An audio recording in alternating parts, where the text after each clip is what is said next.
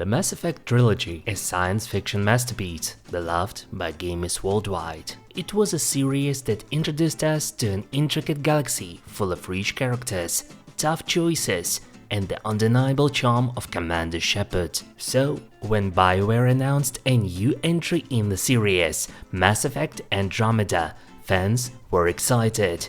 Finally, a fresh take on the universe we all loved. What could go wrong? Turns out, a lot. Welcome to Why It Failed, where we dive into Mass Effect Andromeda, a game that flew too close to the sun and crash-landed on an alien planet full of questionable design decisions. Before we unpack Andromeda's issues, let's talk about BioWare, a studio once synonymous with quality RPGs. BioWare's track record boasted hits like Knights of the Old Republic, Dragon Age Origins, and of course the original Mass Effect trilogy. But by 2015, things started to shift. Key staff members, including Mass Effect's creator Casey Hudson, left the studio.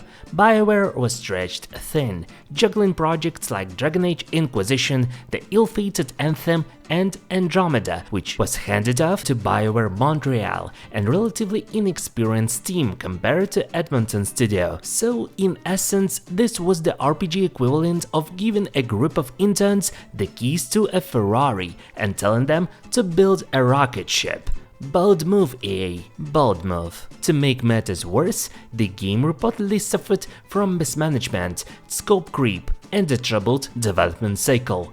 Basically, it was the perfect storm for disaster. Early development was plagued by indecision. The team initially envisioned procedurally generated planets, but technical limitations forced them to scale back, leading to waste time and resources. By the time a clear direction was established, there was little room for polish. Mass Effect Andromeda launched in March 2017 with a tidal wave of hype. Pre-release trailers promised breathtaking visuals, thrilling exploration, and deep storytelling, and for $60, fans were ready to dive in. The result? Well, let's just say the internet had a field day. Critics and players were quick to point out the unique animations and bizarre character models. For example, this face right here became the stuff of legend. Not the good kind though. Alright, what happened? To who? To whom? And your goddamn father.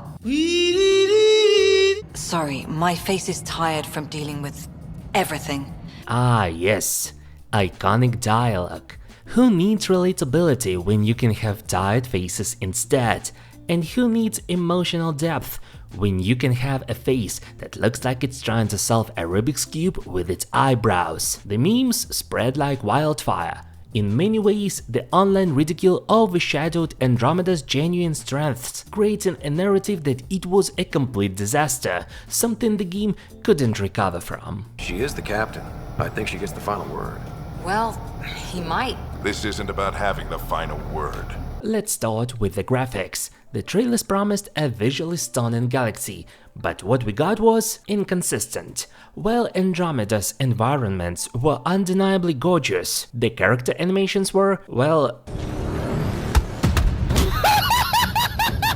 Oh no. Oh no. less stellar. BioWare used a procedural animation system, which automated much of the work to save time. The downside?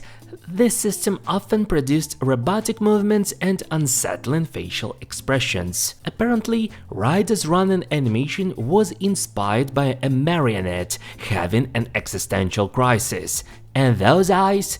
They're either staring into the depths of your soul or desperately looking for an exit. At the end of the day, modders fixed many of these issues within weeks of release.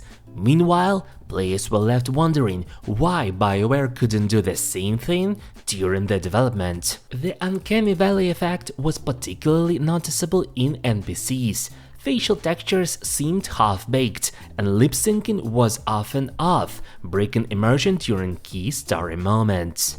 They've got us pinned against the Scourge. They are scanning us, Pathfinder. Well, scan them back.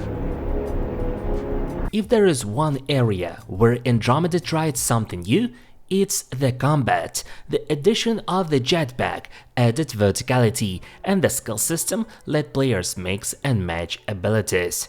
But while these mechanics were promising, they were undercut by awkward controls and inconsistent cover mechanics. Nothing screams immersive gameplay like repeatedly smashing the cover button while Ryder decides to parkour instead. It's like the game's trying to say, no cover for you.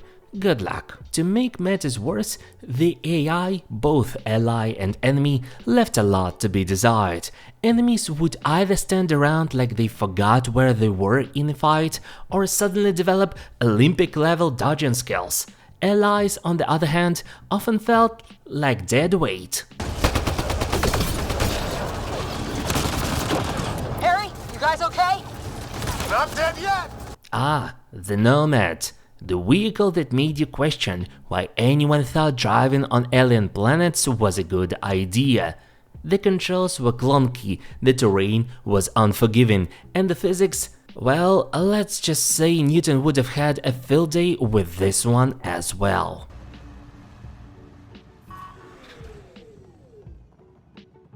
Storytelling has always been the heart of Mass Effect. The original trilogy delivered high-stakes drama, unforgettable characters, and moral dilemmas that made you pause mid-dialogue. Andromeda, on the other hand, it gave us space settlers looking for a new home? Within the first hour, your character becomes the Pathfinder, basically the galaxy's most important person, without earning it. It's like being promoted to CEO on your first day because your dad said so. The story suffers from weak characters, forgettable villains, and dialogue that alternates between awkward and uninspired. The overarching plot lacks the tension and the urgency of the Reaper threat, leaving players wondering why they should even care. The loyalty missions, a staple of the series, were hit or miss. While some offered glimpses of character development, others felt like filler content designed to pad the runtime. Many subplots were left dangling, and the game's rushed conclusion left players with more questions than answers. The lack of closure only added to the frustration. You did good. Keep doing more. Next, let's talk about the UI, or as I like to call it, a test of patience. Navigating Andromeda's menus feels like trying to assemble IKEA furniture without instructions. The galaxy map, clunky, quest tracking, confusing, and don't even get me started on the crafting system. Crafting in Andromeda is the gaming equivalent of doing your taxes. Unnecessarily complicated and somehow not worth the effort. Even something as simple as inventory management became a chore, with limited space, forcing players to constantly micromanage their gear. Immersion breaking, to say the least. Ephra, I feel...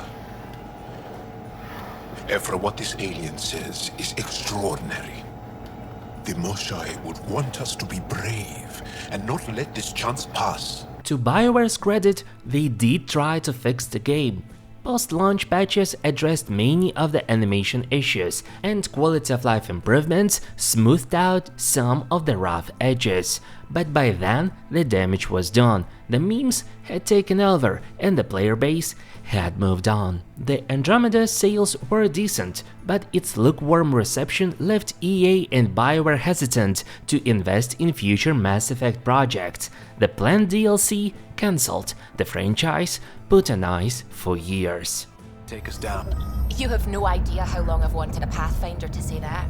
So why did Andromeda fail? A combination of factors: an inexperienced team, a rushed development cycle, and over-reliance on procedural systems. But perhaps the biggest lesson here is the importance of managing expectations.